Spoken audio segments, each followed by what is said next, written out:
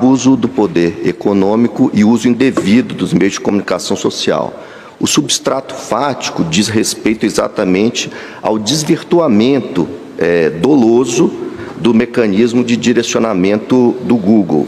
O estratagema, bastante engenhoso, diga-se de passagem, ele foi divisado de forma indiciária a partir de buscas na internet, buscas orgânicas, de informações sobre as anulações dos processos judiciais que envolveram o hoje presidente Luiz Inácio Lula da Silva. E qual era o resultado, Excelência? Um anúncio pago com fundo partidário, com fundo eleitoral, pela coligação Brasil da Esperança, que encobria e que dissimulava, por assim dizer, numa espécie de bypass desinformacional, os fatos que eram objetivamente buscados pelos engajados eleitores. As pesquisas que foram feitas na época usaram como palavra-chave Lula condenação, Sérgio Moro, Lula corrupção PT, Lula Petrobras, Lula triplex, Lula corrupto, Lula Lava Jato, Lula processo, Lula anulação de processo. E chegava-se sempre aos mesmos resultados. Lula absolvido, a farsa da prisão de Lula, a inocência de Lula, processos que Lula ganhou. O texto exibido ao eleitor, em cada uma dessas pesquisas, quando se clicava, era esse. Era um texto até de redação um pouco agressiva, que dizia que o STF, a ONU, já tinham reconhecido de maneira expressa que Lula foi julgado sem crime, isso está no anúncio, e sem prova, quando, na verdade, aqueles julgamentos disseram respeito a critérios eminentemente técnicos, geradores de anulação.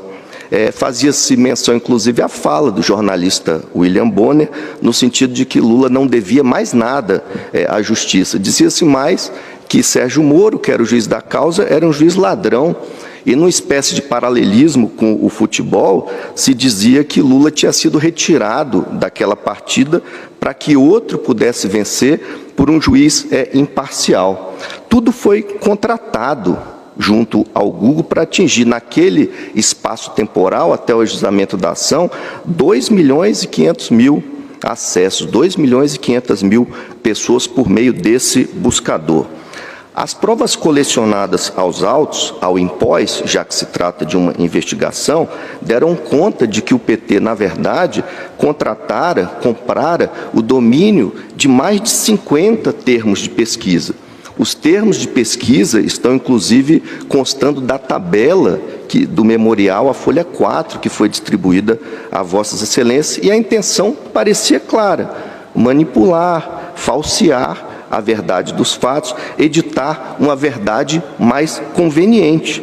Tudo em detrimento da livre circulação de informações, serviente da formação de um juízo de valor mais adequado para o eleitor e serviente, ao fim e ao cabo, da boa democracia. Mas não é só. Uma pesquisa pelos termos, por exemplo, Lula não foi ao debate, levava também ao mesmo mecanismo de anúncio inocência petista.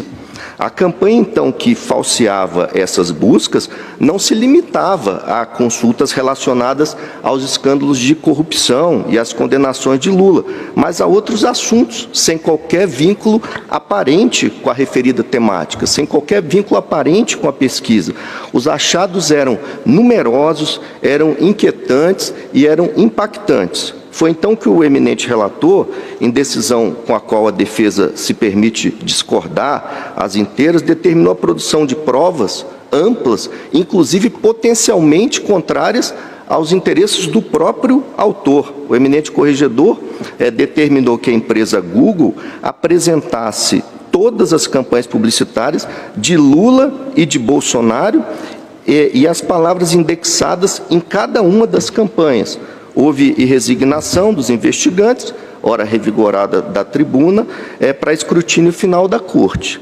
Essa providência, no entender da defesa respeitosamente pouco ortodoxa, como se viu, ela se assemelhava a uma verdadeira inversão da polaridade passiva, mas o eminente relator justificou essa posição processual na linha de que apenas diante de matéria que envolve conhecimentos técnicos detidos pela empresa contratada para a realização de anúncios, diligenciou-se pelo esclarecimento de circunstâncias que poderão contribuir para a qualidade da fundamentação da decisão. Obviamente, então, a investigação seguiu seu curso, né, nova insurgência da defesa, mas um detalhe interessante, não só da defesa, também os investigados se insurgiram contra a mesma posição processual e a empresa Google também. O teor de todas essas súplicas deve ser enfrentado na decisão final, ora em andamento. A despeito de todas essas súplicas, o processo seguiu seu curso, a ordem foi cumprida nos termos elásticos preconizados pelo eminente relator e o Google trouxe aos autos um farto material, novas planilhas carregadas de dados ainda mais assustadores e de todo aderentes com devido respeito à tese posta inicial, como a ponta de um iceberg. Os novos achados evidenciaram ainda mais a manipulação do tráfego informacional pela empresa Google, com viés negativo e com viés desinformador. Pense, por exemplo, que a contratação pelos investigados de uma campanha intitulada Bolsonaro Pedófilo.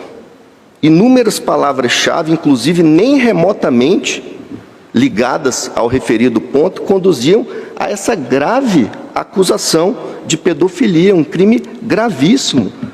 Impulsionamento positivo nisso? A página 5 do memorial há um quadro explicativo para fins didáticos. Então, termos como Lula ou Bolsonaro, Bolsonaro, menino do MEP, overdose, tudo isso caía nesse resultado que era direcionado pelo pagamento à empresa. Direito à informação nisso? Conduta lícita?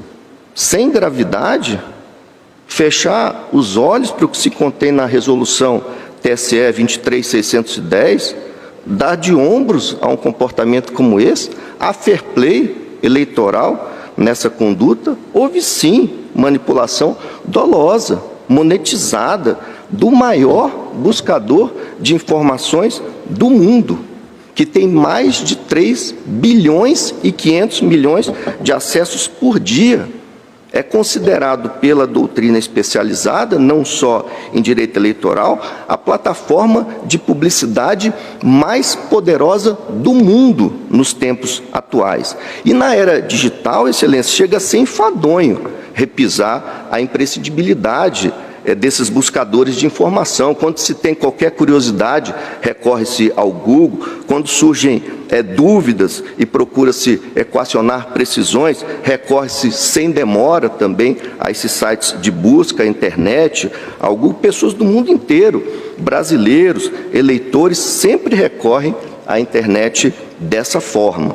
A relação de dependência, então, chega a ser visceral, né? Abre-se um parêntese aqui, Excelências, para dizer do espanto da defesa em saber que o Google, frequentadora assídua, né, de todos os eventos, inclusive os organizados pelo TSE de combate à difusão de fake news, tenha comercializado esse produto dessa forma.